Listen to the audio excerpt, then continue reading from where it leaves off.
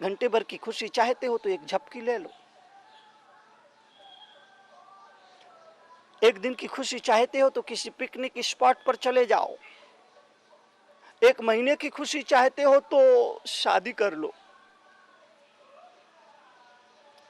एक साल की खुशी चाहते हो तो टाटा बिरला अंबानी जैसा धन कमा लो। लेकिन जिंदगी की खुशी चाहिए तो हर हाल में खुश रहना होगा।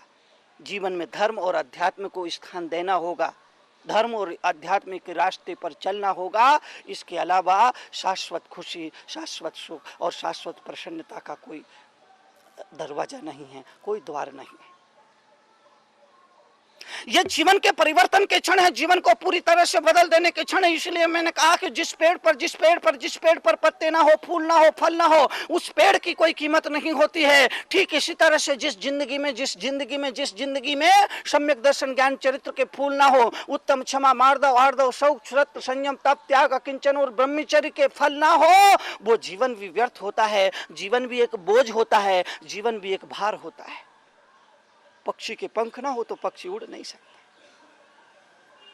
ये जीवन का सच है, या प्रकृति का सच है, या दुनिया का शाश्वत सच है कि पक्षी के पंख ना हो तो पक्षी आसमान में उड़ान नहीं भर सकता है, और जीवन में सत्संग ना हो तो जीवन ऊंचा नहीं उठ सकता है।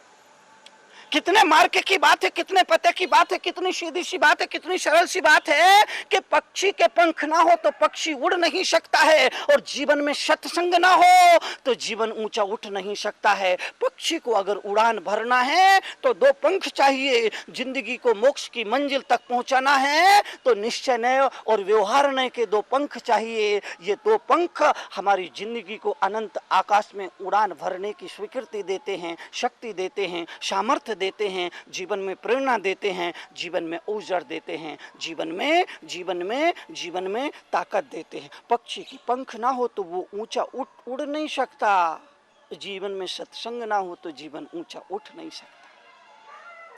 बात बड़ी छोटी छोटी सी है, लेकिन बात बड़ी मार्मिक है। जीवन के लिए, जीवन के परिवर्तन के लिए, जीवन की समृद्धि के लिए, जीवन के आनंद के लिए, जीवन के सुख के लिए, जीवन के सौभाग्य के लिए मुनि तरुण सागर जैसे लोगों का सिर्फ यही प्रयास है। मुनि तरुण सागर जैसे लोगों की सिर्फ यही कोशिश है कि जिंदगी में परिवर्तन आना चाहिए, जीवन में आमूल चूल बदलाव आना चाहिए। हम अपने आप को सुधारे, आत्म सुधार करें, सुधार की प्रक्रिया हम अपने आप से शुरू करें, सुधार की प्रक्रिया हम अपने अंतर मन से शुरू करें, सुधार की प्रक्रिया हम अपने घर से शुरू करें, अपने आंगन से शुरू करें, अपने जीवन के चरित्र और चेहरे से शुरू करें। वो प्रक्रिया कभी व्यर्थ और बेकार नहीं जाती है। समाज पर, देश पर, व्यक्ति पर, परिवार में उसका असर अवश्यम भावी दिखाई देता है। वो एक बहुत बड़ी क्रांति का सूत्रपात होता है। मंदिर में और सब कुछ हो, शिल्प मूर्ति ना हो तो मंदिर बेकार है। मंदिर में और सब कुछ हो, मंदिर में और सब कुछ हो, शिल्प मूर्ति ना हो तो मंदिर बेकार है। अस्पताल में और सब कुछ हो, सिर्फ डॉक्टर ना हो तो अस्पताल बेकार है। बात को समझने की कोशिश करिए। छोटे छोटे उदाहरण, छोटे छोटे एग्जाम्पल हमारे जीवन को पूरी तरह से बदल देने की सामर्थ्य रखते हैं। मंदिर में और सब कुछ हो, सिर्फ मूर्ति ना हो तो मंदिर बेकार है। ठीक इसी तरह जीवन में और सब कुछ हो, सिर्फ प्रेम ना हो तो जीवन भी बेकार है।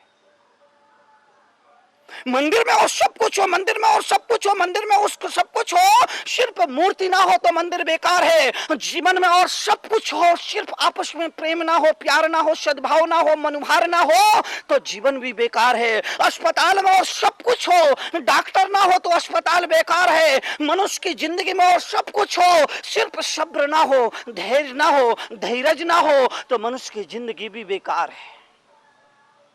भोजन में और सब कुछ हो, भोजन में और सब कुछ हो, सिर्फ बोलिए, आप बोलिए, भोजन में सब कुछ हो, सिर्फ नमक ना हो तो भोजन बेकार है। भोजन में सब हो, तरह तरह के व्यंजन हो, तरह तरह के मिष्ठान हो, तरह तरह के पकवान हो, सब कुछ हो, सब कुछ हो, लेकिन भोजन में सिर्फ अकेला नमक ना हो तो भोजन भूसा है, बेकार है, स्वादहीन है, कचरा है। इसी तरह से जिंदगी में और सब कुछ हो, सिर्फ जिंदगी में मन की शांति ना हो, मन की प्रसन्नता ना हो, मन की खुशी ना हो तो जिंदगी भी बेकार है। भोजन में सब कुछ होने के बावजूद भी अगर भोजन में नमक नहीं तो भोजन का कोई उपयोग नहीं। भोजन व्यर्थ होता है, भोजन बेकार होता है, भोजन भूसा होता है, भोजन कचरा होता है। जिंदगी में सुख हो, सुविधा हो, सभी तरह के संसाधन हो, भौतिकताएं हो, आधुनिकताएं हो, सुख सुविधाओं का मार हो, लेकिन अगर जीवन में मन की शांति नहीं, मन की प्रसन्नता नहीं तो जीवन भी बेकार होता है। गाड़ी में और सब कुछ हो, कार में और सब कुछ हो, 10 लाख की गाड़ी, 15 लाख की गाड़ी, आजकल गाड़ियों में भी बड़ा जबरदस्त कंपटीशन चल रहा है। गाड़ी घर में होना यह महत्वपूर्ण नहीं है, कौन से मॉडल की गाड़ी होना यह महत्वपूर्ण नहीं। यह निवेदन करना चाहूंगा कि गाड़ी में और सब कुछ हो, और सब कुछ हो, और सब कुछ हो, सिर्फ आप बताएंगे क्या ना हो? बोलिए श्रीमान, आप बोलिए। हाँ भाई साहब आप बोलिए। गाड़ी में और सब कुछ हो, सिर्फ ना ना ना। हाँ बोलिए। वेरी गुड, बिल्कुल सही बताया। गाड़ी में और सब कुछ हो, सब कुछ हो, सिर्फ गाड़ी में ब्रेक ना हो तो गाड़ी बेकार है। जिंदगी में और सब कुछ हो, जिंदगी में अगर संयम का बेकार ना हो, संयम का ब्रेक ना हो तो जीवन बेकार है। महंगी से महंगी गाड़ी हो, कीमती से कीमती गाड़ी हो, सब कुछ होने के बावजूद अगर गाड़ी में ब्रेक ना हो तो उस गाड़ी में कोई बैठना पसंद नहीं करेगा, उस गाड़ी में कोई चढ़ना पसंद नहीं करेगा, उस गाड़ी में कोई सफर करना पसंद नहीं करेगा। 10 लाख की नहीं, 20 लाख की, 40 लाख की गाड़ी है, सब कुछ ठीक ठाक है, एयर कंडीशन भी है, बहुत अच्छा आरामदायक बैठक है, सुविधाएं है, लेटने की, बैठने की, खाने की, पीने की, सब तरह की सुविधाएं हैं, सिर्फ उसमें ब्रेक नहीं है, वो गाड़ी बेकार है, कोई भी चढ़ना उसमें पसंद नहीं करेगा। ठीक इसी तरह से जिंदगी में और सब कुछ है लेकिन संयम का ब्रेक नहीं है, मर्यादा का ब्रेक नहीं है तो जिंदगी भी बेकार होती है। बस मुनि तरुण सागर की ये छोटी छोटी नसीहतें याद रखिए और जिंदगी के सुख को भोगिए, जीवन की खुशियों का पूरा मजा लीजिए, जिंदगी को आत्म शांति के साथ जीने की ईमानदारी से कोशिश कीजिए। मंदिर में मूर्ति नहीं तो मंदिर बेकार है, जीवन में प्रेम नहीं तो जीवन बेकार है, अस्पताल में डॉक्टर नहीं तो अस्पताल बेकार है, जीवन में सब्र और धैर्य नहीं तो जीवन बेकार है, भोजन में नमक नहीं तो भोजन बेकार है, जीवन में धर्म नहीं तो जीवन बेकार है, गाड़ी में ब्रेक नहीं तो गाड़ी बेकार है और जीवन में संयम नहीं तो संयम बेकार है। बेकार। जीवन के परिवर्तन के लिए ये छोटी छोटी नसीहतें जरूरी है। यही वो परिवर्तन के क्षण है जब हम अपने आप को बदल करके जिंदगी का आनंद उठा सकते हैं, जीवन को पूरी आनंदगी से जी सकते हैं, जीवन की पूरी खुशियों को 100% भोग सकते हैं, उसका लुत्फ उठा सकते हैं, उसका आनंद ले सकते हैं। उस जीवन के परिवर्तन के लिए अपने आप को पूरी तरह से खिलखिलाहट के साथ, मुस्कुराहट के साथ, प्रसन्नता के साथ हम जीवन को जी सकते हैं।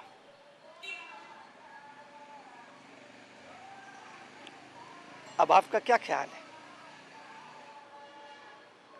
निर्णय आपको करना है, निर्णय मुझे नहीं करना। कसौटियां देने का काम मुनि तरुण सागर जैसे लोगों का होता है, कसौटियां मैं दे दिया करता हूं, कसौटियां मैंने दे दी है, क्या करना है यह निर्णय आपका होगा, क्या करना है यह चिंतन आपको करना है, क्या करना है इसका निर्णय आपको करना होगा। मेरा निर्णय आपके काम नहीं आएगा, आपका निर्णय मेरे काम नहीं आएगा, खुद का निर्णय खुद के काम आता है।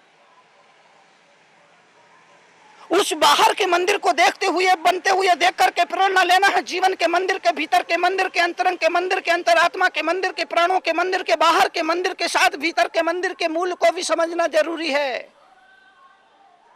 इस मनुष्य के शरीर में भी तो एक परमात्मा है, इस हड्डी मांस मज्जा की काया में भी तो एक जीवात्मा है, एक ज्योति है, एक प्रकाश, एक रोशनी है, जिसे हमने ईश्वर कहा, परमात्मा कहा, तीर्थंकर कहा, अवतार कहा, महावीर कहा, बुद्ध कहा, राम कहा, कृष्ण कहा, कुंद कुंद कहा, ऋषभदेव कहा, गोमटेश, भगवान बाहुबली कहा। वो जीवित परमात्मा जो इस मांस मज्जा हड्डी के मंदिर में प्रतिष्ठित है, स्थापित है, मंदिर की मूर्ति को देख करके उस आत्म मूर्ति का अगर हम दर्शन कर सके तो बाहर का मंदिर बना ना बना उतना महत्वपूर्ण नहीं होता है। भीतर के उस आत्म मंदिर को हम बना लेते हैं तो वो आत्मा का मंदिर परमात्मा का मंदिर बन जाया करता है। वो आत्मा का देवालय परमात्मा का देवालय बन जाया करता है। और यही मंदिर का संदेश है, यही मूर्ति का संदेश है। आपने विचारों को सुना, गौर से सुना, ध्यान से सुना, पूरी हार्दिकता और पूरे प्राणपन से सुना। इसके लिए मैं अभिभूत हूँ और उम्मीद करूँगा जीवन में मंदिर को बनते हुए हम जरूर देखेंगे और एक आत्मा के मंदिर का दर्शन जरूर करेंगे, दूसरा परमात्मा के मंदिर तक जरूर पहुँचेंगे। यही जीवन का लक्ष्य है, यही जीवन की नियति है।